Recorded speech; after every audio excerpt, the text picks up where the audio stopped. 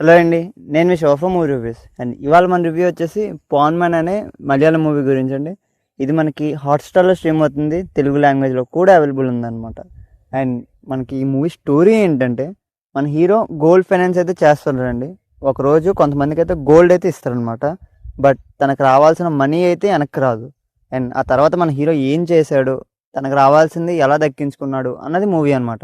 And ఈ movie ఎలా ఉందంటే, it's a okay. Okay movie అండి. జనరల్‌గా మలయాళం మూవీస్ అన్నీ స్లో ఫేస్డ్‌గా ఉంటాయి.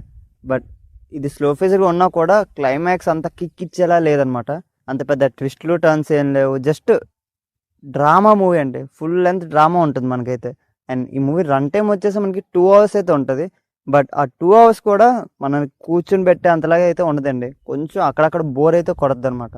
అండ్ అంత పెద్ద గ్రిప్పింగ్ సీన్స్ కూడా లేవు ఇందులోని. అండ్ యాక్టర్స్ వల్ల పెర్ఫార్మెన్స్ అవి న్యాచురల్‌గా ఉన్నాయండి. బట్ స్టోరీ టెల్లింగ్ అది కొంచెం స్లో ఫేజ్‌గా డ్రాగ్ చేసినట్టు ఫీలింగ్ అయితే వచ్చింది. అండ్ మ్యూజిక్ కూడా అంతేం లేదండి. Normal. And dubbing was okay. And పక్కగా చూడాలంటే లేదండి. It's a time pass movie.